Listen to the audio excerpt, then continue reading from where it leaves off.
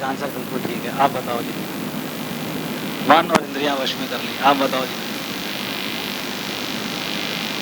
अपनी इच्छाओं को छोड़कर उसने भगवान की प्राप्ति का साधन अपनाना शुरू कर दिया, भी ठीक है। और बताइए, भगवान की भक्ति की लगन हो गई उसके तरफ, मतलब उसने संसार को जीत लिया है, ये भी ठीक है। इन सब का जो है एंड कहाँ है? इन सबको अगर गोला बना दिया जाए और गोले में खूंटा गाड़ दिया जाए, ये जो है सारा जो निष्कर्ष है उस खूंटे में आ जाए, तो क्या हुआ?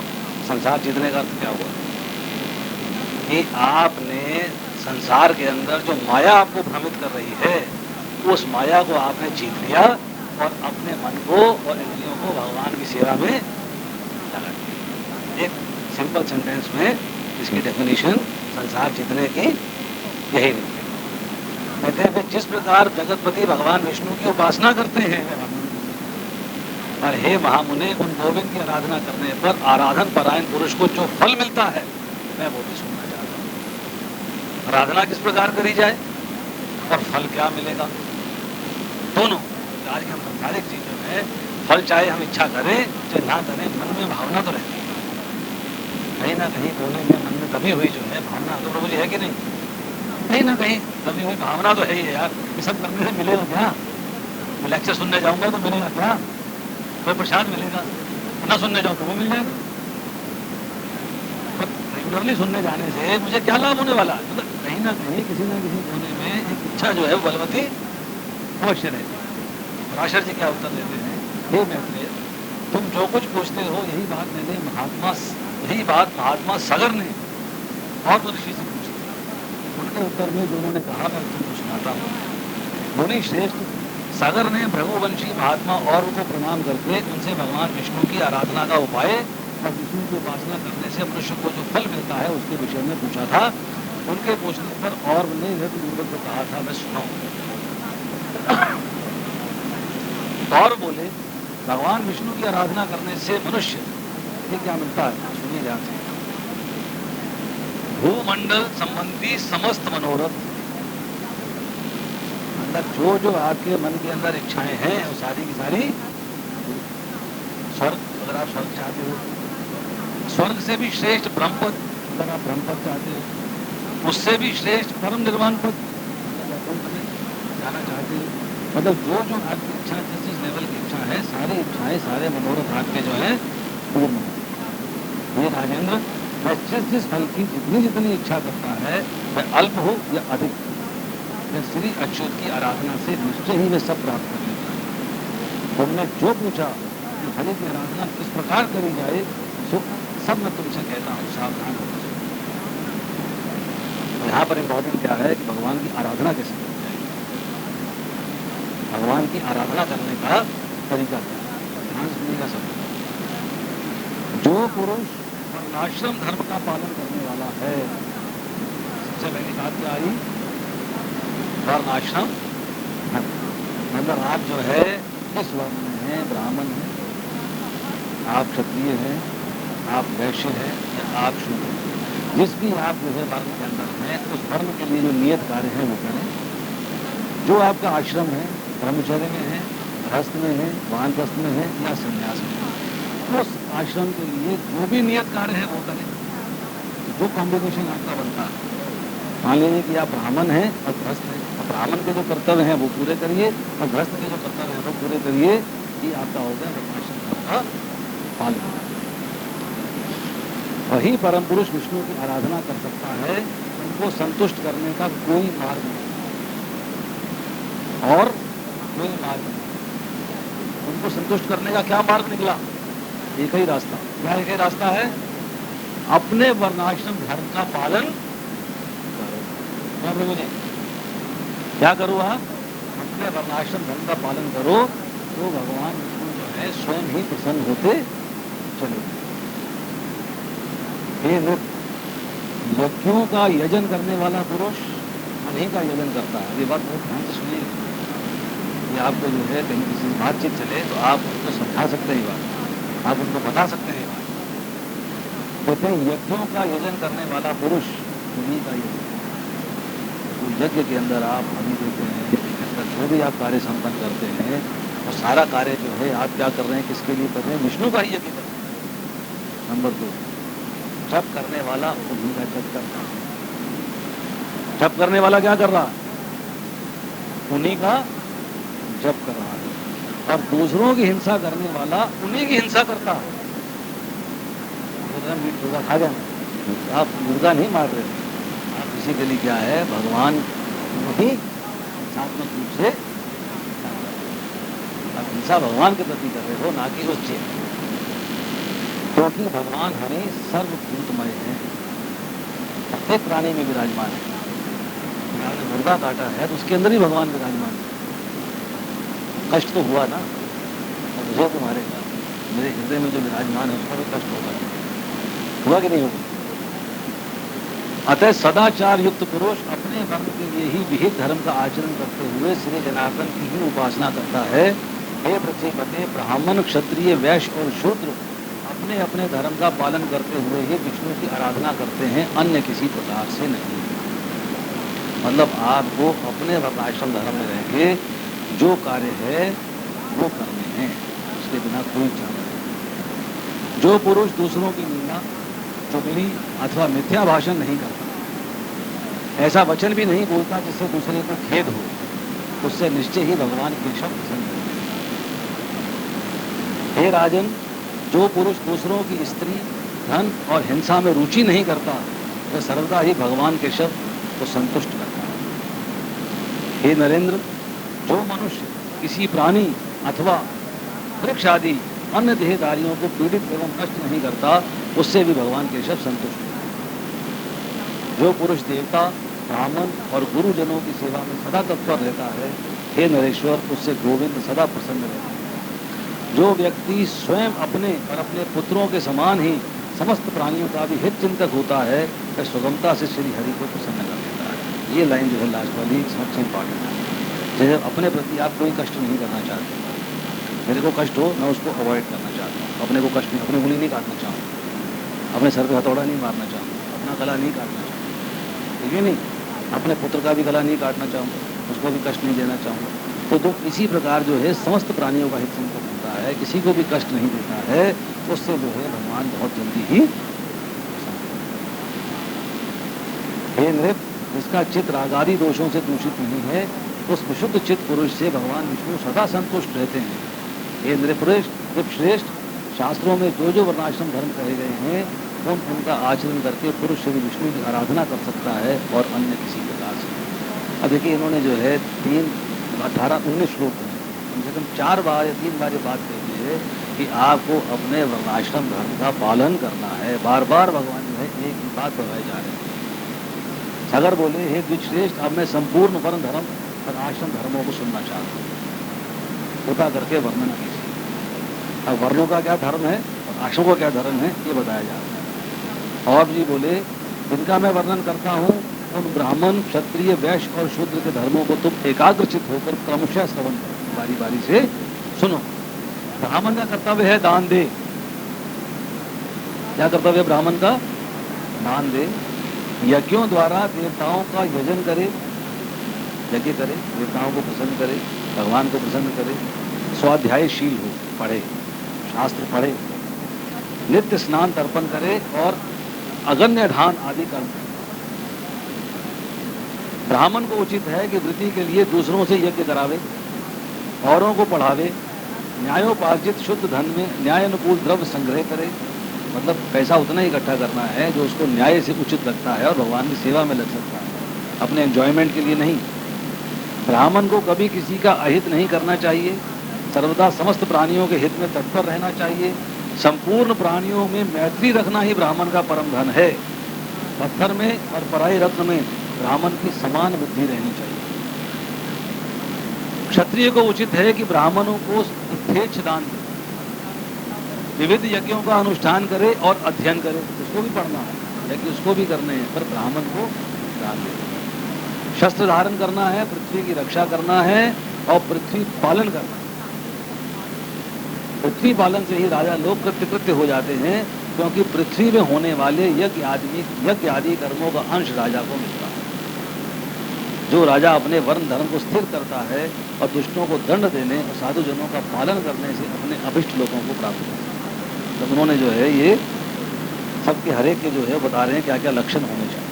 यही लक्षण जब भगवत गीता पढ़ोगे 18वें अध्याय में आपको मिलेगा। 43, 44, 42, 43, 44 में सब में सेम चीज भगवान ने कही। हे नरनाथ, लोक पिता में ब्रह्मा ने वैश्यों को पशुपालन, वाणिज्य और कृषि ये जीविका रूप से दिए हैं। अध्ययन, यज्ञ, दान और नित्य नैमित्तिक आदि कर्मों का अनुष्ठान ये कर्म उसके लिए भी दिए हैं। रोजमर्रा के कार्य, पढ़ना, यज्ञ करना, दान देना, उनके लिए भी। अब देखिए हम लोग शूद्र की क्या परिभाषा करते हैं। शूद्र है जमादार, सीधा ही मतलब उससे ऊपर हम जाते ही नहीं। हमारे मन में जो बात बैठी रहती है क्या शूद्र मतलब जमादार, नहीं। भगवान शूद्र की क्या परिभाषा दे रहे हैं, भगवत गीता में भी दी है और यहाँ भी दी है, दोनों को ध्यान से सुना। शूद्र का कर्तव्य यही है कि द्विजातियों की प्रयोजन सिद्धि के लिए कर्म करे और उसी से अपना पालन पोषण करे, अथवा आपातकाल में जब उक्त उपाय से जीविका निर्वाह न हो सके तो वस्तुओं के लेने बेचने अथवा कारीगरी के कामों से निर्वाह करे। अति नम्रता, शौच, निष्कपट, स्वामी सेवा, मंत्रहीन यज्ञ, अस्तेय, सत्संग और ब्राह्मण की रक्षा करना ये शूद्र के प्रधान कर्म है। स्वामी सेवा करना, उसको भी यज्ञ करना है, उसको भी जो है निष्कपट स्वामी सेवा करनी है, और उसको जो है सत्संग करना है और ब्राह्मण की रक्षा करना है। शूद्र को भी उचित है दान दे, बलि, वैश्वदेव अथवा नमस्कार आदि अल्प यज्ञों का अनुष्ठान करे, पुत्र श्राद्ध आदि कर्म करे, अपने आश्रित कुटुंबियों के भरण पोषण के लिए सकल वर्णों से द्रव्य संग्रह करे।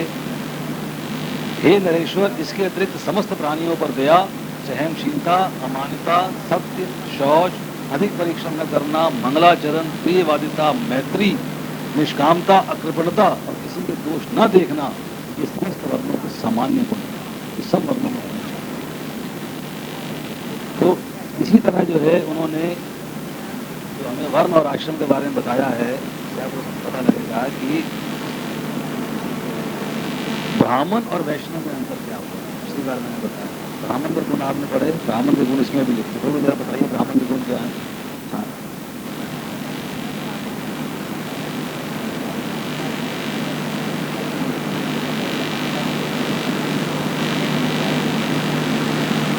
अध्याय संख्या 18, 42वां श्लोक।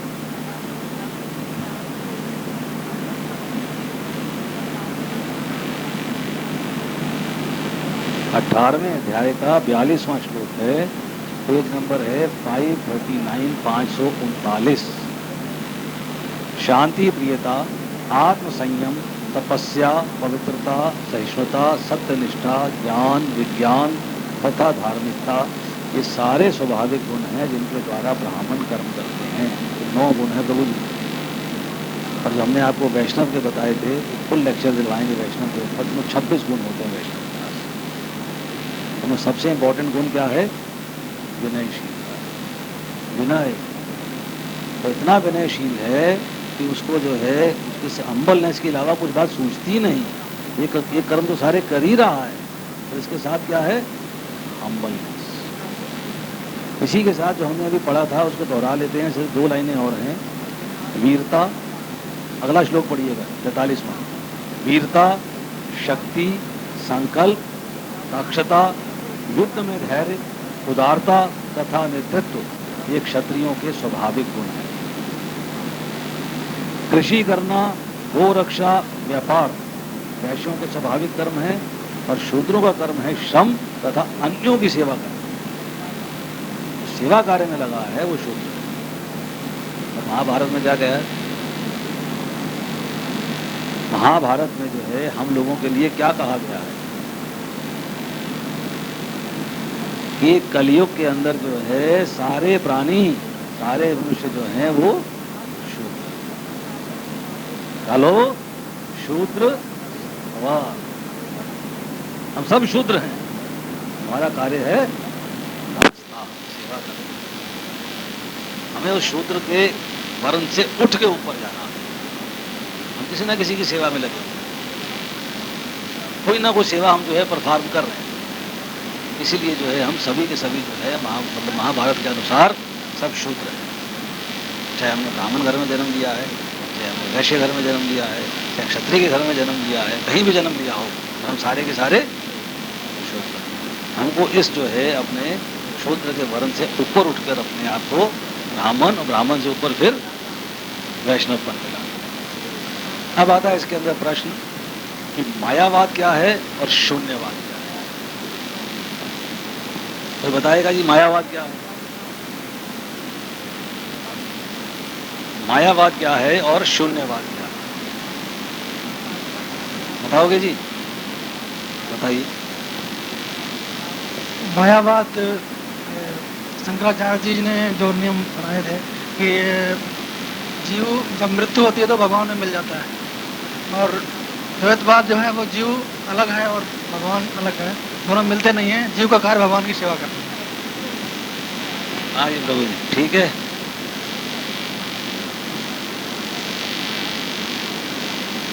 हाँ पूरा बताइए आप।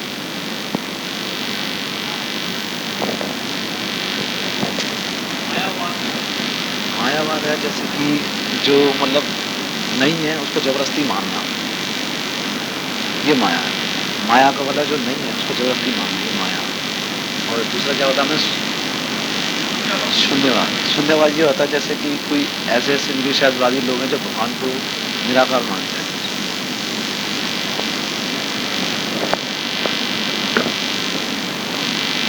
देखिए यहाँ पर जो है प्रभुपाद जी की जो मंत्र है उसको जरा पढ़िए।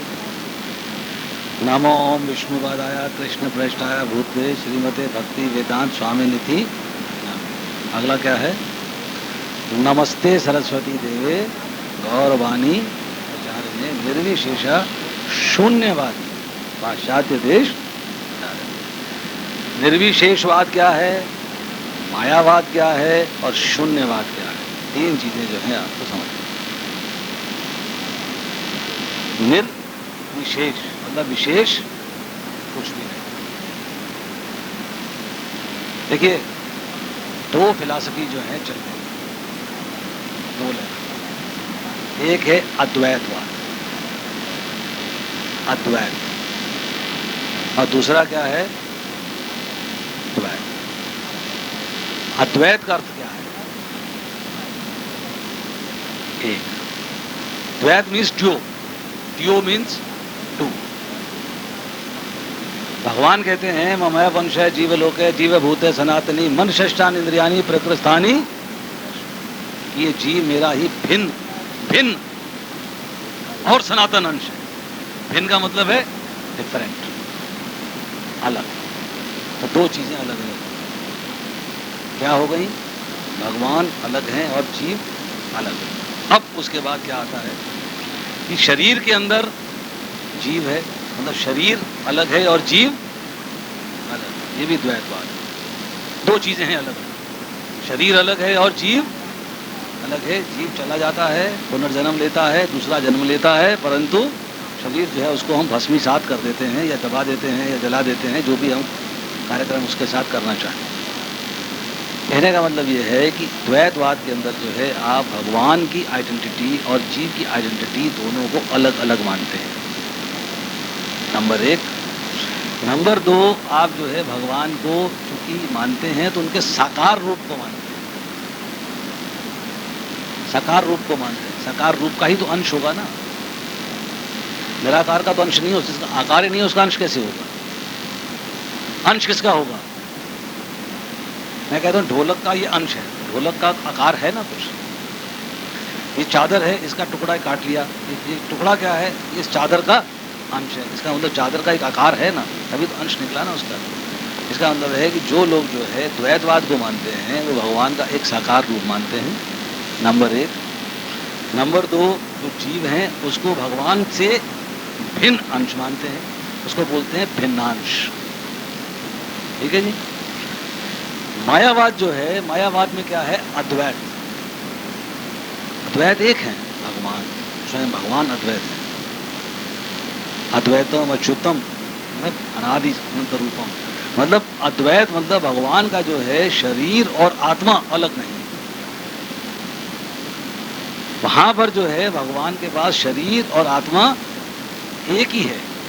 और जब हम भगवान के धाम अगर चले जाते हैं, मान लीजिए हम जो है किसी बदकिस्मती से अपनी या खुशकिस्मती से हम जो है गोलोक धाम चले गए या वैकुंठ लोक चले गए, तो वहाँ पर जो हमें शरीर प्राप्त होगा वो शरीर जो है अद्वैत होगा, सच्चिदानंदमय होगा, भगवान के समान ही होगा। आत्मा और शरीर एक होंगे, अलग अलग नहीं होंगे। ये बात बड़ी इम्पॉर्टेंट है। मायावादी कहते हैं, मायावाद जो फिलॉसफी है वो कहते हैं नंबर 1 तो भगवान निराकार है, उनका कोई आकार नहीं है। नंबर 2 भगवान अद्वैत है कि जैसे ही जीव, जो मैंने बताया अभी, जैसे ही जीव जो है जाता है और ब्रह्म ज्योति में जाकर समा जाता है, और ब्रह्म ज्योति से ऊपर जो है भगवान के बारे में कल्पना नहीं कर सकते, भगवान में विलीन हो गया, मतलब एकाकार हो गया, एक बन गया। तो शंकराचार्य जी ने जो है अद्वैत दर्शन, मायावाद की फिलॉसफी चलाई थी। उस वक़्त की नेसेसिटी थी, जरूरियात थी, परंतु लोग उसको अभी तक पकड़े बैठे हुए हैं, उसको छोड़ नहीं पा रहे हैं, उससे आगे नहीं बढ़ पा रहे हैं। तो मायावाद में और निर्विशेषवाद में कोई अंतर नहीं, कहते कुछ विशेष नहीं।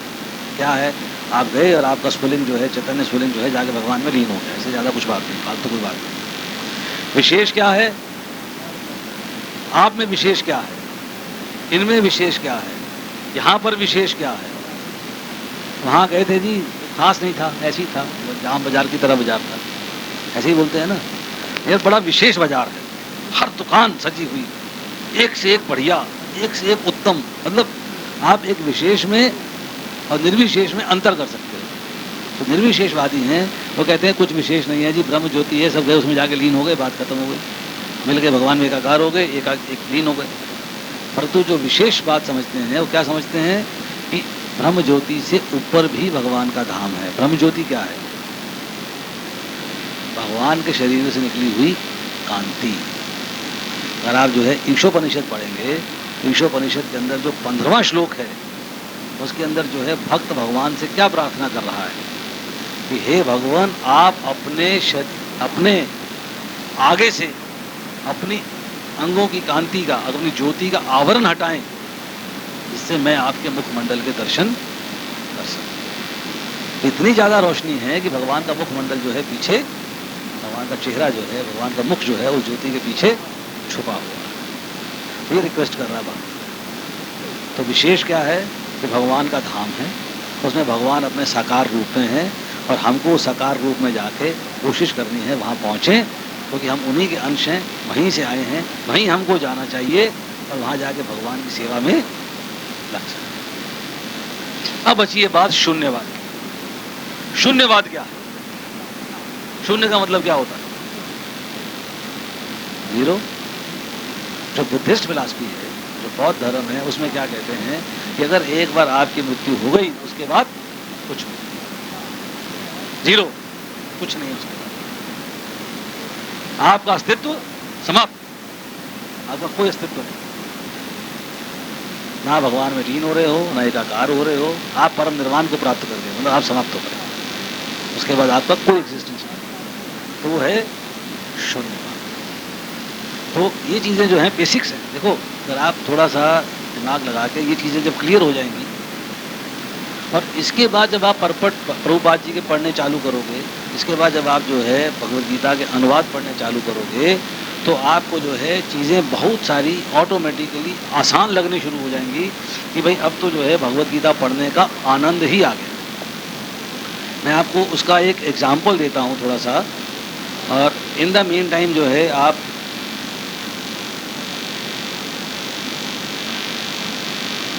देखिए, दूसरे अध्याय का 48वां श्लोक है।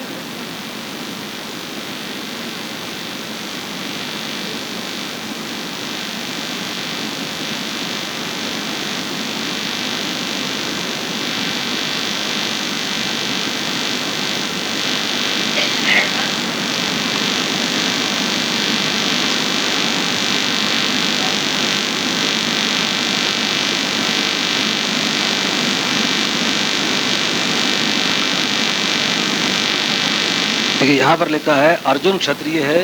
इसका मैं आपको परपट का दूसरा पैराग्राफ पढ़ के बता रहा हूँ। अर्जुन क्षत्रिय है, अतः वह वर्णाश्रम धर्म का अनुयायी है। विष्णु पुराण में कहा गया है, वर्णाश्रम धर्म का एकमात्र उद्देश्य विष्णु को प्रसन्न करना है। सांसारिक नियम है, लोग पहले अपनी तुष्टि करते हैं, किंतु यहाँ तो अपने को तुष्ट ना करके कृष्ण को तुष्ट करना है। अतः कृष्ण को तुष्ट किए बिना कोई वर्णाश्रम धर्म का पालन भी नहीं कर सकता। यहाँ पर परोक्ष रूप से अर्जुन को कृष्ण द्वारा बताई गई विधि के अनुसार कर्म करने के लिए कहा गया है। तो कहने का मतलब ये है कि यहाँ पर हमने जो बात पढ़ी, वर्णाश्रम धर्म हमने पढ़ लिया, हमें पता ही नहीं क्या है। अगर हमने पहले से वर्णाश्रम धर्म की डेफिनेशन जान ली है तो हमको उसको समझने में आसानी हो जाएगी। होगी कि नहीं होगी प्रभु जी? अगर हमने जो है कुछ डेफिनेशंस पहले से पढ़ ली हैं, अगर कुछ डेफिनेशंस हमने पहले से जान ली हैं, तो क्या हमको जो है उन डेफिनेशंस को जानने के बाद भगवत गीता को पढ़ने में या समझने में आसानी मिलेगी या नहीं मिलेगी? हाँ जी प्रमोद जी, आपका क्या विचार है? फायदा होगा कि नहीं होगा? तो डेफिनेशंस जो हैं उनको पहले पढ़ना चाहिए, समझना चाहिए कि नहीं समझना चाहिए?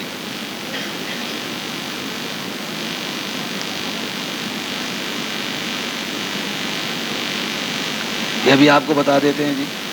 बहुत बढ़िया प्रश्न किया, हमारे पास है इसका उत्तर। अब आप जो है थोड़ा सा अगर जानना चाहते हो तो आप निकालिएगा दूसरे अध्याय का 23वां श्लोक।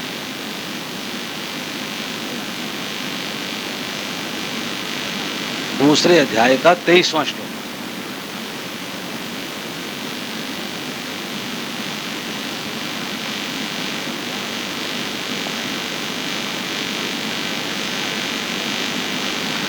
मायावादी इसकी व्याख्या नहीं कर सकते। किसकी व्याख्या नहीं कर सकते? जो बात प्रभुपाद जी ने ऊपर लिखी है।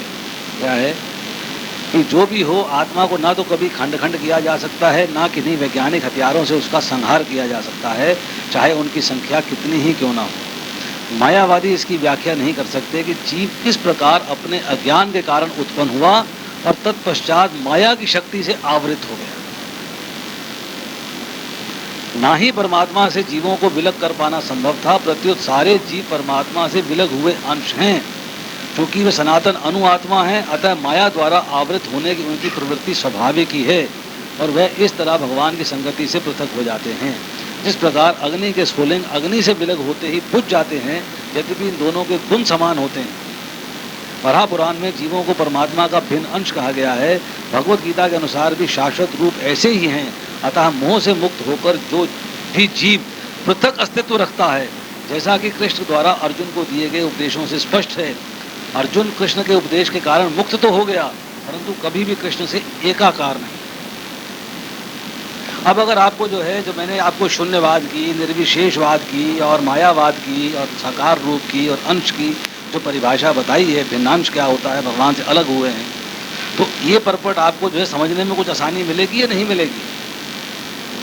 आपको जरा वो दिक्कत नहीं आएगी। अब इसमें मैं एक बात आपको जो है और क्लियर कर देता हूँ, जो पिछले लेक्चर्स में हमने क्लियर करी थी और आज हम फिर उसको क्लियर करते हैं।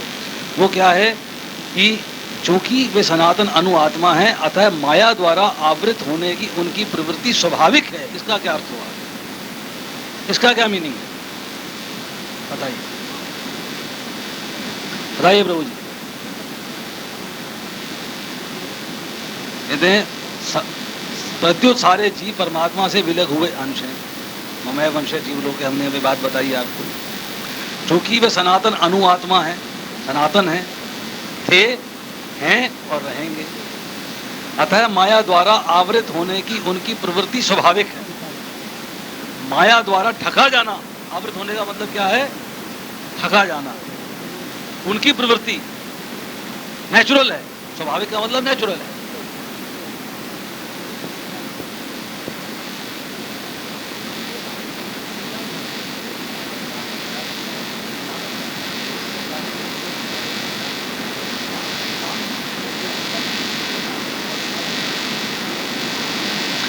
इस तरह वे भगवान की संगति से पृथक हो जाते हैं। अब आप इस सेंटेंस को समझने के लिए अगर आप एक पिछले हफ्ते की लेक्चर में जाओ तो मैंने आपको एक बात बताई थी कि भगवान की 3 प्रकार की शक्ति है। एक शक्ति है अंतरंगा, एक शक्ति है बहिरंगा, दुर्गा जी, पार्वती जी बहिरंगा शक्तियाँ हैं, ठीक है। अंतरंगा शक्ति राधा रानी जी हैं, और ये शक्तियाँ जो हैं अंतरंगा शक्ति से उद्भूत हुई हैं। और हम जीव कौन हैं? तटस्था शक्ति, तट पे बैठे हुए हैं, तट पे। जैसे ही हम भगवान से विलग हुए और अंतरंगा शक्ति से विलग हुए तो बाहर आके बहिरंगा शक्ति के चंगुल में। सो नेचुरल है, आप या इधर रहोगे या इधर रहोगे, एक तरफ तो रहोगे।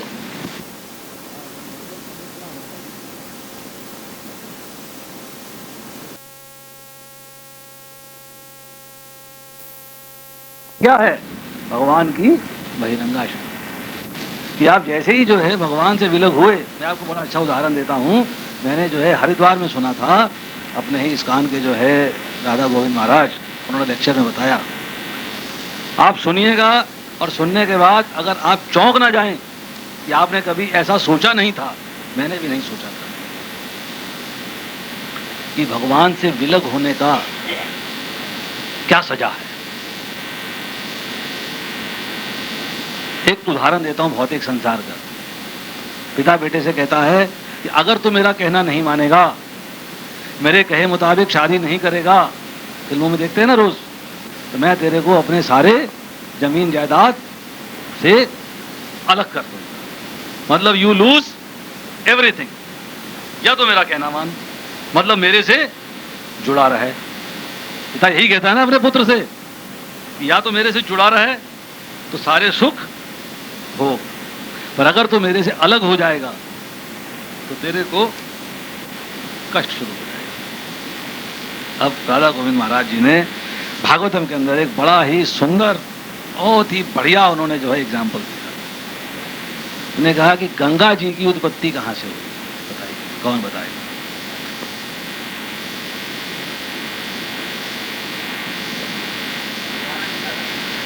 गंगा जी की उत्पत्ति कहां से हुई?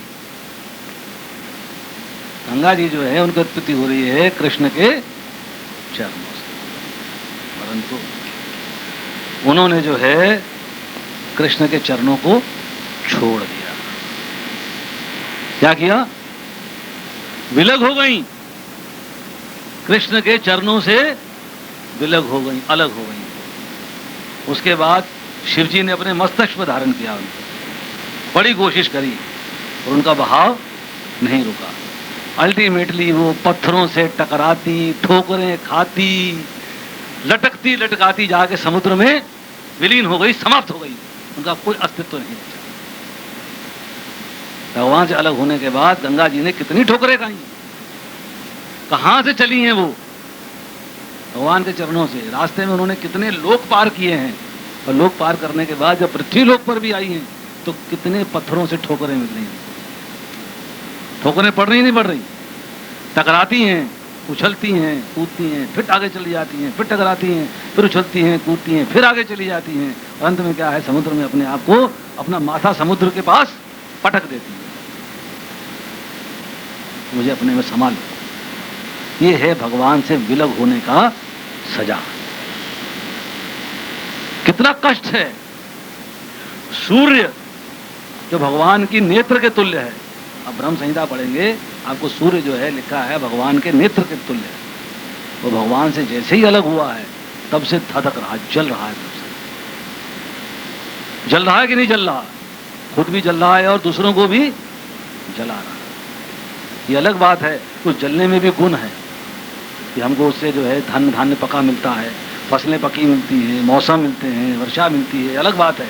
परंतु भगवान से विलग होने का जो दुख है उससे समेटा नहीं जा रहा, वो तब से जो है धधक रहा है और जल रहा है। तो जैसे ही जो है जीव भगवान से विलग होता है तो माया से आवृत हो जाता है। ये उसका स्वाभाविक गुण है, क्योंकि वो तटस्था शक्ति है।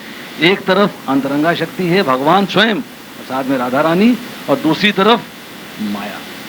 तो जो ही आप जो है कमरे से बाहर निकले, कमरे जिसमें भगवान थे, तो ही आप माया के प्रति आकृष्ट हो। अभी आप बैठे हो ना, आपका मन जो है लेक्चर में बड़ा लग रहा है। जैसे ही आप दरवाजा पार करोगे तो ये लेक्चर जाएगा भूल, और माया आपके ऊपर हावी हो जाएगी। यार उसके यहाँ माल भेजना था, उसका सामान आना था, पैसे वहाँ जाने थे, पैसे यहाँ आने थे, बच्चे को स्कूल जाना था, बच्चे का होमवर्क नहीं हुआ। यहाँ बैठे 1 घंटा, आधा घंटा, 45 मिनट शायद कंसंट्रेशन हो तो वो बातें याद ना आए, क्योंकि आप इस वक्त जो है भगवान की चर्चा में हैं। और पद्म पुराण के अंदर भगवान बड़ा स्पष्ट कह रहे हैं कि ना मैं योगियों के हृदय में रहता हूँ और ना ही वैकुंठ में, मैं वहाँ रहता हूँ जहाँ भक्तगण मेरी चर्चा कर रहे होते हैं। क्योंकि अभी आप भगवान के साथ हो, इसलिए आप माया से दूर हो, और जैसे ही आप भगवान का साथ छोड़ के कमरे से बाहर जाओगे, आप तुरंत जो है माया के चंगुल में फंस जाओ। तो ये बात जो है कहने का मेरा तात्पर्य ये था, समझाने का, कि हम जो क्वेश्चन आंसर्स कर रहे हैं, जो हम प्रश्न कर रहे हैं, उन प्रश्नों का हमें लाभ ये मिलने वाला है अगर हमने उन प्रश्नों के, जिन्होंने लेक्चर रेगुलरली अटेंड किए हैं, जिन्होंने रेगुलरली क्वेश्चन आंसर सुने हैं पिछले 3 महीने से, उनको आगे भगवत गीता पढ़ने में बहुत आसानी है। उनको जो है, जो सेंटेंस लिखा है वहाँ कन्फ्यूजन नहीं होगा, यार इसको कहाँ कोरिलेट करना है। अच्छा, जैसे मैंने अभी किया, ये सेंटेंस को मैं आपको सही बता रहा हूँ, इस सेंटेंस के ऊपर जो मैंने अभी आपको पढ़ के बताया है कि जीव की स्वाभाविक प्रवृत्ति है और माया, भगवान से विलग होकर माया के साथ जुड़ जाता है, ये लेक्चर जो है हमने आज से 2 साल पहले या 2.5 साल पहले जनकपुरी में जब ये चैप्टर चल रहा था तो देना था, मुझे इस पर बोलना था। और मैं लिटरली जो है मैंने अंडरलाइन कर रखा अपनी भगवत गीता के अंदर, मैं इसको समझ नहीं पाया था, मेरे को क्लियर नहीं था। शाम को मुझे लेक्चर देना है और पसीने मेरे दोपहर में छूट रहे हैं, मैं करूँगा क्या? जब मैं सेंटेंस को समझा नहीं पाऊंगा, लोग पूछेंगे तो बता नहीं पाऊंगा, तो मेरा क्या हश्र होगा, क्या होगा मेरा? क्योंकि बेसिक क्वेश्चन जो हैं, बेसिक फंडामेंटल जो मैंने क्वेश्चनेयर तैयार किया है, हमें ऐसा क्वेश्चनेयर नहीं मिला था, ना हमें क्वेश्चनेयर मिला था और ना ही इसका कोई कैसेट मिला था। अब तो ठीक है, भगवान की कृपा है कि मेरे पास जितने लेक्चर हुए हैं 10-12, इनके कैसेट अवेलेबल हैं। जिस दिन मेरा मौका लगा मैं इनकी कॉपी बना दूंगा, एक लाइब्रेरी बना दूंगा, जो सुनना चाहे कैसेट ले जा सकता है, सुने, और फिर कैसेट वापस करके दूसरे को ट्रांसफ़र कर दे, तीसरे को कर दे, सर्कुलेट कर ले, ठीक है। परंतु उस वक्त हमारे पास कुछ भी नहीं था, तो हम क्या करते थे, दोपहर में मंदिर फ़ोन लगाया, प्रभु जी एक प्रश्न है अरे बताओ, ये प्रश्न है। अच्छा, शाम का लेक्चर है? हाँ जी, शाम का लेक्चर है। तो 1-1 घंटा इसके ऊपर हमारी जो है चर्चा हुई, कभी जीता मित्र प्रभु से, कभी वृंदावन चंद्र प्रभु से, कभी मोहन रूपा प्रभु से। चर्चा करने के बाद जब मन के अंदर जो है क्लैरिटी हो गई, बात समझ में आ गई, तब हम शाम को जाके जो है लेक्चर के अंदर इस बात को बोल पाए। क्योंकि अब जैसे जिन्होंने क्वेश्चनियर कर लिया है, उनके लिए जो है इन क्वेश्चंस का आंसर निकालना बड़ा सरल हो जाएगा। अब जो है इसके बाद 2 प्रश्न और हैं, मैं प्रभु जी से रिक्वेस्ट करूंगा, 10 बजे हम लोग लेक्चर ख़त्म करेंगे। सब लोग आज आ चुके हैं, अटेंडेंस पुअर है। शून्यवाद का अर्थ यह है कि मृत्यु के बाद कुछ भी नहीं, ना आत्मा ना परमात्मा, सब जीरो। महात्मा बुद्ध ने जो है ये फिलॉसफी दी थी, निर्वाण मिल गया, आप समाप्त हो गए, खत्म हो गई बात, नमस्ते। ऐसा है कि आपने बिल्कुल ठीक बात कही है, इसको आप ऐसे समझिएगा कि समय काल परिस्थिति के हिसाब से भगवान ने जो रूप धारण किए हैं, जो अवतार लिए हैं, अपने आप को अवतरित किया है, उनके अंदर कुछ खास खास लक्षण जो हैं परिलक्षित हुए हैं और कुछ खास खास कार्यों के लिए उन्होंने अपने आप को अवतरित किया है। जैसे मत्स्य अवतार लिया, वराह अवतार लिया, कूर्मा अवतार लिया, तो हर अवतार के अंदर जो है भगवान ने, जैसे कछुए का अवतार लिया है तो उस वक्त समुद्र मंथन होना है, तो उनकी पीठ के ऊपर जो है मंदराचल पर्वत को पथानी बना के मथा जा रहा है। वराह अवतार लिया है तो धरती को समुद्र में ले गए, वहाँ से लेके आना पड़ा। मत्स्य अवतार लिया तो सारे शास्त्र जो हैं वो समुद्र में चले गए, तो वहाँ से उन्होंने जो है मत्स्य रूप धारण करके सारे शास्त्र उनको वापस किए। तो इस तरह जो है भगवान ने अलग अलग जो अवतार लिए हैं उनका अलग अलग जो है तथ्य है। आपने प्रभु जी प्रश्न किया था कृष्ण में और विष्णु में क्या अंतर है, इसका आपको डिटेल में वर्णन हम देंगे नेक्स्ट वीक, क्योंकि अभी आधा घंटा है, प्रभु जी को मैं बोलने का अवसर दे रहा हूँ, बोलेंगे ये। इसका आपको कंप्लीट जो है पिक्चर हम आपको नेक्स्ट वीक देंगे, कृष्ण से कैसे विष्णु उद्भूत होते हैं। सिर्फ एक लाइन में बता देता हूँ, कृष्ण हैं आदि पुरुष, उनसे आते हैं संकर्षण, जिनको बलराम जी कहा जाता है, एक्सपेंशन होता है। बलराम जी से आता है चतुर्व्यूह, चतुर्व्यूह के अंदर जो है एक वासुदेव हैं, एक प्रद्युम्न है, एक अनिरुद्ध हैं और एक स्वयं संकर्षण है। जो वासुदेव हैं उनसे आते हैं नारायण, नारायण से फिर आते हैं दूसरा चतुर्व्यूह, फिर आते हैं उसके बाद 3 विष्णु, महाविष्णु जिनको बोलते हैं कारणोदकशाही विष्णु, गर्भोदकशाही विष्णु, क्षीरोदकशाही विष्णु। उसके बाद आपके युगावतार हैं, लीलावतार हैं, मतलब पुरुषावतार में आता है, मंत्रावतार हैं, मतलब भगवान के अलग अलग जो है अवतार हुए हैं, वो अलग अलग नाम से हुए हैं। इसलिए जो है उस पर डिटेल चर्चा जो है हम आपसे नेक्स्ट वीक करेंगे। अभी मैं जो है प्रभु जी से रिक्वेस्ट करूंगा, जिनका मैं थोड़ा सा इंट्रोडक्शन आपको करा देता हूं। भक्त मित्र प्रभु जो है हमारे मंदिर के अंदर, राधा पार्थसारथी मंदिर के अंदर, आपने अगर सुना होगा कि आज से 1 साल पहले हमारे पास रेगुलरली जीता मित्र प्रभु आया करते थे माता जी। जीता मित्र प्रभु के शिष्य हैं, उनके पास बैठ के इन्होंने 700 श्लोक भगवत गीता के कंठस्थ किए हैं। पूरी भगवत गीता आप खोल लीजिएगा और ये आपको एक एक श्लोक जो है बोलते चले जाएंगे और आप सुनते चले जाइएगा। किताब इनकी बंद रहेगी, आंखें बंद रहेंगी और आप पूरे के पूरे श्लोक सुन लीजिए। आप आयु देखिए, बहुत छोटी आयु है। और अभी जो है महाराज ने बड़ी कृपा करी है, और हमारे गुरु भाई हैं, गोपाल कृष्ण महाराज के शिष्य हैं, और इनको जो है राधिका रमन मंदिर में 4-6 महीने पहले पोस्ट किया गया है कि आप जरा वहाँ पे जाके वेस्ट दिल्ली में, नॉर्थ दिल्ली में प्रचार कार्य में सहयोग दो। तब हम समझते हैं कि अभी इनका नया फील्ड है, यंग एज है, तो हो सकता है कि उतने धांसू प्रचारक ना हो जितने कि 20 साल से बोलने वाला है, या कोई 15 साल से बोलने वाला है, या कोई 10 साल से बोलने वाला है, परंतु ज्ञान का अथाह सागर है। खूब इन्होंने पढ़ा है, खूब कंठस्थ किया है, और मैं आशा करता हूं कि हम सब लोग जो है इनको बड़े ध्यानपूर्वक श्रवण करेंगे और कोशिश करेंगे कि हम इनको जो है प्रोत्साहित करें।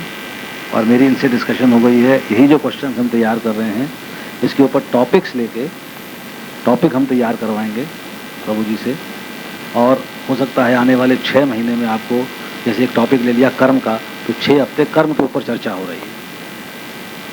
जैसे हमने पीछे चर्चा करी थी भगवान के धाम जाने का मार्ग, तो उसमें 5 हफ्ते हमको लगे थे कि भगवान के धाम जाने का मार्ग क्या है। इसी तरीके से जो है कोई टॉपिक लेके चर्चा होगी, तो उसके ऊपर जो है प्रभु जी पूरी सीरीज तैयार करेंगे। मेरा इनको सजेशन भी है, अनुरोध भी है, उस पर थोड़ा तवज्जो देंगे, ध्यान देंगे, और फिर हमें जो है इनके सुनने का लाभ प्राप्त होगा। तो अभी जो है आप आज कुछ भी जो आपकी इच्छा करें आप चलिए, कोई समस्या नहीं है। और बाकी जो है फिर हम प्रश्न जो है अगले हफ्ते करेंगे। हरे कृष्ण। बहुत बहुत धन्यवाद, उन्होंने बहुत अच्छे ढंग से समझाया आप सबको। तो आज जो प्रभु जी ने चर्चा की उसी की हम चर्चा करेंगे। जैसे कि सबसे पहले प्रभु जी ने बताया आपको जो 4 वर्ण हैं, ब्राह्मण, क्षत्रिय, शूद्र और वैश्य, तो इनकी जो प्रसन्नता है वास्तव भगवान को प्रसन्न करने का एकमात्र यही उद्देश्य है कि इन वर्णों का पालन करना, वर्ण और आश्रम का पालन करना। तो भागवतम में एक श्लोक है बहुत अच्छा, जिसमें सूत गोस्वामी बताते हैं कि भगवान कैसे प्रसन्न होते हैं। उस श्लोक को मैं पढ़ता हूँ, आप सुनिए। भागवतम के पहले स्कंद के 2 अध्याय के एक श्लोक है। हाँ, 13वां श्लोक है। इसमें बताया गया है कि कैसे भगवान प्रसन्न होते हैं। ये श्लोक बोल रहे हैं भागवतम में सूत गोस्वामी। भागवतम के पहले स्कंद का 2 अध्याय बहुत महत्वपूर्ण है, और प्रभुपाद जी की तो इच्छा थी कि ये जो अध्याय है हर भक्त को याद होना चाहिए। भागवतम के पहले स्कंद का जो 2 अध्याय है बहुत प्रसिद्ध अध्याय है, बहुत प्रसिद्ध श्लोक हैं, और कई श्लोक आपने सुने भी होंगे, और बहुत मतलब एक से बढ़कर इसमें बहुत अच्छी बताया गया है। तो ये जो श्लोक मैंने निकाला है इसमें बताया गया है, अतः पुंबीर द्विजा श्रेष्ठा वर्णाश्रम विभागश स्वनुतिष्ठ धर्मस्य संसिद्धिर हरितोषरम। तो सूत गोस्वामी बोल रहे हैं अतः पुंबी कि मनुष्यों के द्वारा हे ब्राह्मणों में श्रेष्ठ, द्विज श्रेष्ठा। ये ब्राह्मणों में श्रेष्ठ तो किसको बोल रहे हैं, किन से चर्चा हो रही है सूत गोस्वामी की? सूत गोस्वामी भागवतम कथा किनको सुना रहे हैं? शौनक आदि 88,000 ऋषियों को। तो उन्हीं को वो बोल रहे हैं कि हे ब्राह्मणों में श्रेष्ठ शौनक ऋषि, वर्ण आश्रम विभाग, जो वर्ण और आश्रम का जो विभाजन किया गया है भगवान के द्वारा, ये विभाजन हमने नहीं किया, ये ऑटोमेटिकली भगवान के द्वारा किया गया है, और ये हर जगह ये विभाजन है। स्वनुतिष्ठ धर्मस्य, अपने अपने धर्म का पालन करना, जो जिस धर्म में स्थित है।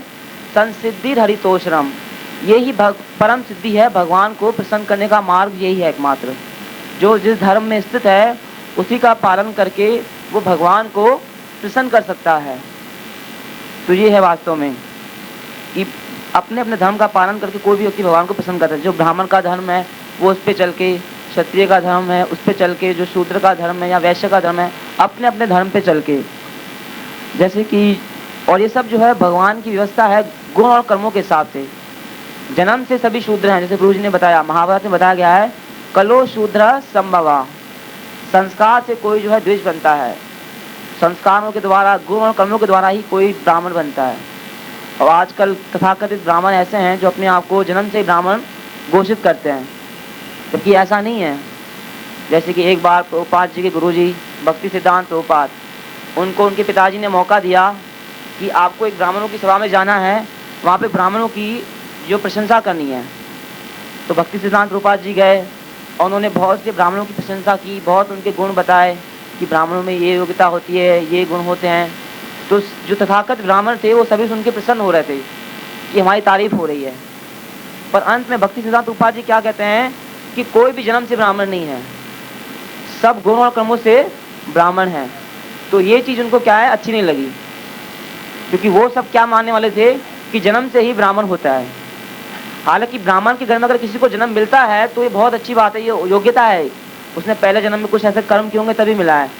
पर फिर भी इसका मतलब ये नहीं कि वो ब्राह्मण बन जाए।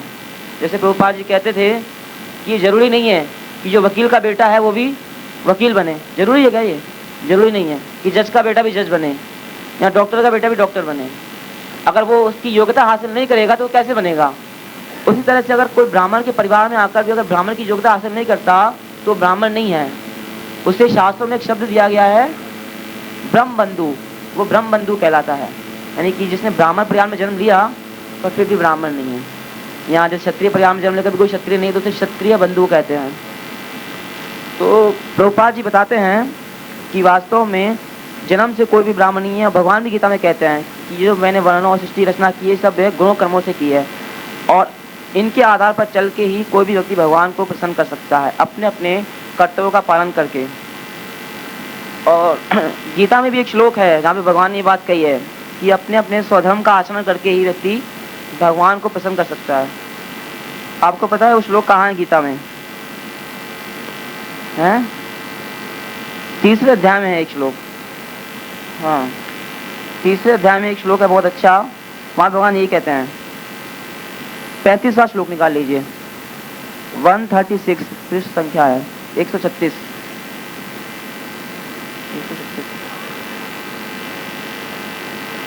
हाँ इसमें भगवान कह रहे हैं श्रेयान् स्वधर्मो विगुणा परधर्मा स्वनुतिष्ठता स्वधर्मे निधनम श्रेय परधर्मो भयावह।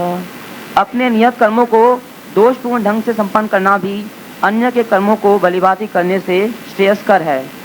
स्वकीय कर्मों को करते हुए मरना पराय कर्मों में प्रवृत्त होने की अपेक्षा श्रेष्ठतर है, क्योंकि अन्य किसी के मार्ग का अनुसरण भयावह होता है। अपना जो कार्य है अगर हम वो सही ढंग से न भी कर पाएँ तो भी पराय के किए गए कार्य से वो क्या है, वो अच्छा है। अगर आप ब्राह्मण हैं तो आपको फिर ब्राह्मण के ही वो कार्य करना चाहिए। अगर कोई ब्राह्मण क्षत्रिय का कार्य करने लग जाता है तो वो उचित नहीं है, या कोई क्षत्रिय ब्राह्मण का कार्य करने लग जाए तो ये भी सही नहीं है। जैसे अर्जुन क्षत्रिय है और वो कार्य क्या करना चाहता है, ब्राह्मण का कार्य करना चाहता है, वो युद्ध नहीं करना चाहता, वो सबको क्षमा करना चाहता है। जबकि वो ऐसी स्थिति है जहाँ पे क्षमा करने की वो जरूरत नहीं है। अर्जुन जिस अवस्था में है वहाँ पे क्षमा की कोई वो अवस्था ही नहीं है। जब युद्ध शुरू होना है, शंख बज गए, तब युद्ध होगा ही होगा, और ऐसी अवस्था में वो मुंह मोड़ रहा है युद्ध करने से। भगवान कहते हैं कि अपने विशिष्ट धर्म का विचार करते हुए भी तुम्हें चाहिए कि इससे बढ़कर तुम्हारे लिए और कुछ नहीं होगा, क्योंकि तुम क्षत्रिय हो और तुम्हारा एकमात्र कर्तव्य है युद्ध करना। तो उस तरीके से अपने अपने वर्ण और धर्म के अनुसार सबको करना चाहिए जो जिसमें हो। कई बार लोग प्रश्न करते हैं कि प्रभु जी ये कैसे पता चलेगा कि हम किस वर्ण में हैं, क्योंकि वर्तमान समय ऐसा है कि पता ही नहीं चलता कि कौन ब्राह्मण है, कौन क्षत्रिय है, कौन वैश्य, कौन शूद्र है। सबके सब शूद्री लगते हैं या सबके सब वैश्य लगते हैं। अधिकतर लोग बिजनेस ज़्यादा करते हैं। पर फिर भी प्रभुपाद जी कहते थे कि ये 4 वर्ण हमेशा समाज में रहते हैं, और प्रभुपाद जी इनको एक दूसरे नाम भी दिए हैं। जैसे प्रभुपाद जी ब्राह्मण को कहते हैं क्या, बुद्धिमान वर्ग, बुद्धिजीवी वर्ग, ठीक है। और क्षत्रियों को क्या नाम दिया है, हाँ प्रशासनिक वर्ग। और वैश्यों को वो कहते हैं व्यापारी वर्ग और शूद्रों के लिए है श्रमिक, लेबर वर्ग। तो इस तरीके से ये 4 वर्ण जो हमेशा हर अवस्था में रहते हैं, पर इन सब में जो है ब्राह्मण ही सबसे सर्वश्रेष्ठ है, क्योंकि उसको बुद्धिमान वर्ग कहा गया है। और वैसे भी भागवत में तुलना की गई है, ब्राह्मण की जो पहचान होती है वो ब्राह्मण की तुलना की गई है सर से, है ना, और क्षत्रियों की तुलना की गई है भुजाओं से, और वैश्यों की तुलना की गई है पेट से, और शूद्रों की तुलना की गई है पैर से। और पूरे शरीर में सबसे महत्वपूर्ण क्या अंग है? सर ही है। पूरे शरीर की पहचान भी सर से होती है।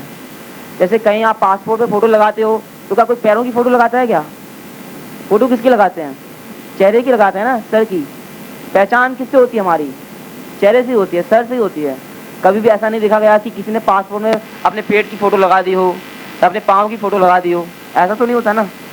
तो वास्तव में ब्राह्मण ही सबसे श्रेष्ठ है, जिस तरह से शरीर में सबसे श्रेष्ठ है सर। और प्रभुपाद जी कहते थे ये जो हमारी संस्था है ये वास्तव में इसलिए है कि हम ज़्यादा से ज़्यादा ब्राह्मण लोग कर सकें, ब्राह्मणों लोगों को ब्राह्मण में परिवर्तन कर सकें, क्योंकि ब्राह्मणों की ही कमी है वास्तव में संसार में। हमारी संस्था में ये नहीं कि लोग आए कीर्तन करें और ये सब करें, उन्हें शास्त्रों का अध्ययन भी करना चाहिए, शास्त्रों को समझना भी चाहिए। क्योंकि अगर हम खाली कीर्तन करते रह जाएंगे तो लोग हमें भावुक समझेंगे कि इन्हें शास्त्रों का तो कोई ज्ञान है ही नहीं। तो हमें सिर्फ भावुक ही नहीं बनना, हमें पूरे शास्त्रों के ऊपर भी पकड़ होनी चाहिए। हमें जैसे प्रभु जी बता रहे थे कि कोई हमसे प्रश्न करे तो उसका हम पूरा सही ढंग से उत्तर भी दे सकें, ताकि ऐसी किसी की गलत बात हम स्वीकार न कर लें। और उन सब के लिए हमें क्या करना पड़ेगा? ब्राह्मण की योग्यता पे आना पड़ेगा। और ब्राह्मण के शास्त्रों में 6 कार्य बताए गए हैं कि इसका कार्य है यज्ञ करना, यज्ञ करवाना, दान देना और पठन पाठन, अध्ययन करना और करवाना, ये ब्राह्मण के कार्य हैं। तो ये सबका मतलब योग्यता है कि सब जो है शूद्र के स्तर से ऊपर आके कम से कम ब्राह्मण के स्तर पर आएँ। और फिर इससे ऊपर जो भक्ति की अवस्था शुरू होती है, जो वैष्णव की अवस्था है, भक्ति की अवस्था ब्राह्मण के भी क्या है? ऊपर से है। तो वो तो ऊंची अवस्था है। कम से कम अगर भक्त बनना चाहते हैं तो उसके लिए हमें कम से कम ब्राह्मण के स्तर पर तो आना ही पड़ेगा, यानी कम से कम हमें सतोगुण में तो आना ही पड़ेगा। कई लोग जो हैं सतोगुण में आना नहीं चाहते या रजोगुण में रहना चाहते हैं, रजोगुण उन्हें ज़्यादा पसंद है, तमोगुण में रहना चाहते हैं कई लोग। जबकि रजोगुण और तमोगुण में बताया गया है कि उनकी बुद्धि क्या होती है? विचलित होती है। रजोगुणी व्यक्ति जो होते हैं वो कंफ्यूज रहते हैं हमेशा, वो ये तय नहीं कर पाते क्या करना चाहिए क्या नहीं करना चाहिए। और तमोगुणी व्यक्ति क्या करते हैं? वो गलत को सही मान लेते हैं। तमोगुणी बुद्धि भगवान ने गीता में बताई है 18वें अध्याय में कि जो तमोगुणी बुद्धि है वो सही को क्या मान लेती है? गलत, और गलत को सही मान लेती है। 18वें अध्याय का बहुत विशिष्ट श्लोक है तमोगुणी सतोगुणी राजोगुणी बुद्धि के बारे में। निकालिए उसकी चर्चा कर लेते हैं। 18वें अध्याय के श्लोक हैं वो,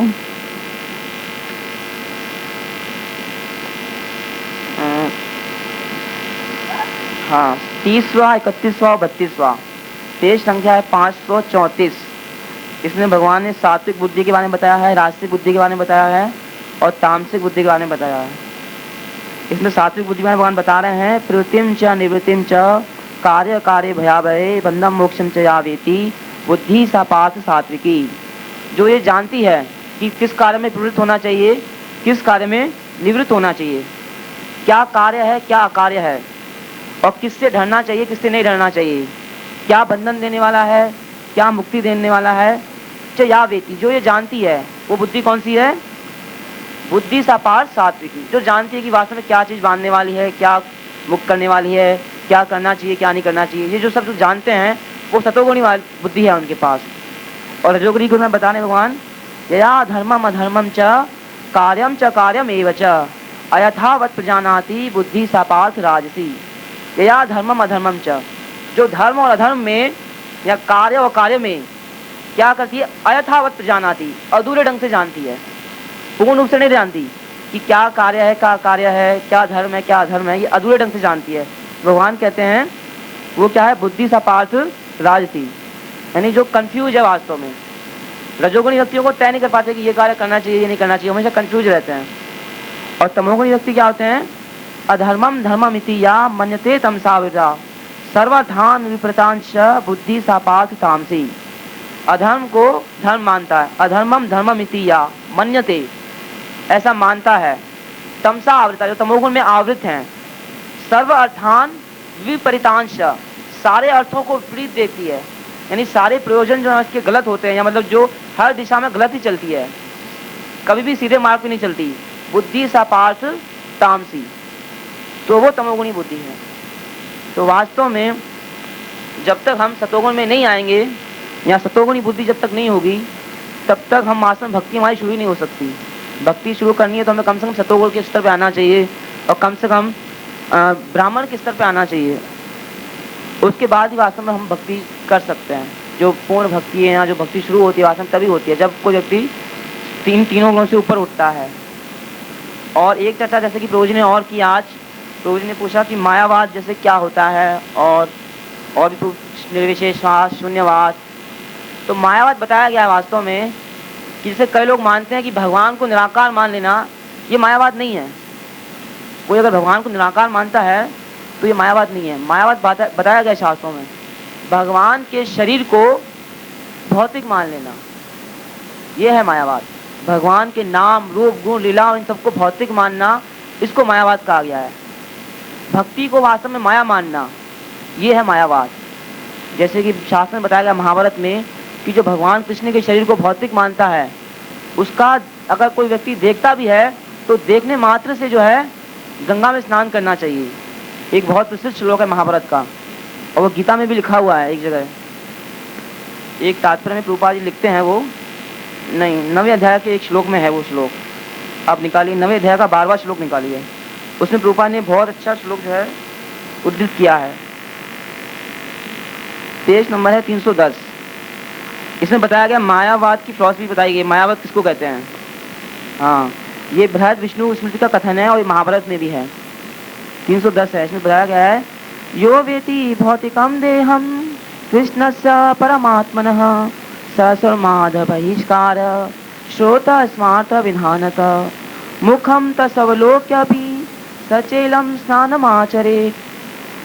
यहाँ पे कहा जा रहा है यो वेति, जो ऐसा मानता है। क्या मानता है? भौतिकम देह, कि भौतिक देह है किसका? कृष्ण स परमात्मना, जो परमात्मा कृष्ण है उनका जो शरीर है वो सच्चिदानंद नहीं है, क्या है? भौतिक है। जो ऐसा मानता है तो उसको क्या करना चाहिए? स्मार्थ बहिष्कार, उसका हर कार्य से बहिष्कार कर देना चाहिए। जितने भी श्रुति के अनुष्ठान हैं, अब प्रश्न करें किस किस से बहिष्कार कर दें, तो बता रहे हैं श्रोता स्मार्त विधानत, जो श्रुति के, जो स्मृति के जो विधान हैं उनसे उसका क्या कर देना चाहिए? बहिष्कार कर देना चाहिए। और ऐसे व्यक्ति का मुखम तस् अवलोकति, ऐसे व्यक्ति का मुख देख लेने मात्र से क्या करना चाहिए? सचेलम स्नानम आचरेत्, तुरंत गंगा में स्नान करना चाहिए, ताकि उसकी वो जो रोग है वो हमें न लगे। नहीं, मायावादियों को बताया गया कि उनसे इतनी बात हमें वो होनी चाहिए, क्योंकि मायावादी इतने खराब हैं। निर्विशेषवादी शून्यवादी से भी ज़्यादा खराब मायावादी हैं। जो बुद्ध को मानते हैं वो शून्यवादी कहलाए जाते हैं। पर प्रभुपाद जी कहते हैं कि वो अप्रत्यक्ष रूप से भगवान को मान रहे हैं, क्योंकि भगवान बुद्ध किसके अवतार हैं? भगवान के अवतार है ना।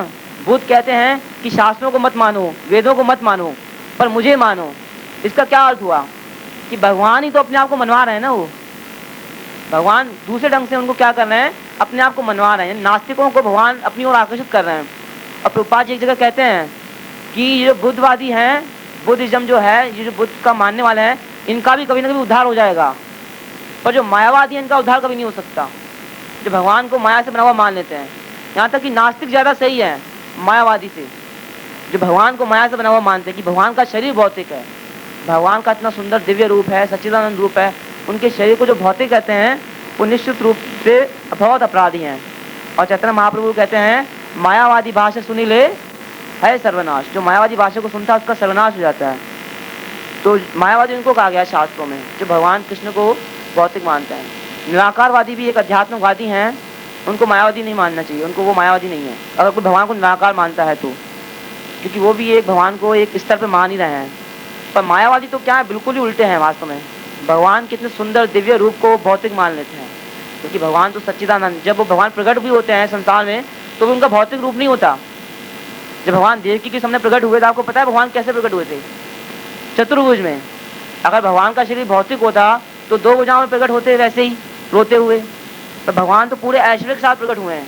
जेल के अंदर ही भगवान ने पूरा ऐश्वर्य दिखा दिया, तो भगवान का शरीर कैसे भौतिक हो सकता है?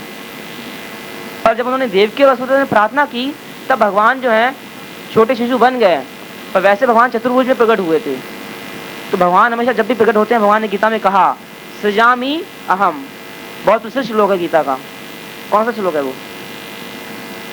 चौथे का 7वां। भगवान कहते हैं यदा यदा ही धर्मस्य ग्लानिर्भवति भारत अभ्युत्थानम धर्मस्य तदात्मानं सृजामि हम।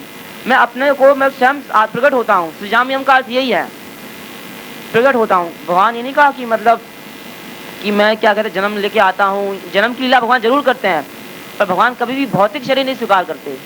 भगवान जिस शरीर के साथ आते हैं उसी शरीर के साथ वापस जाते हैं। जैसे कि प्रभु जी समझा रहे थे कि भगवान और भगवान के शरीर में कोई भी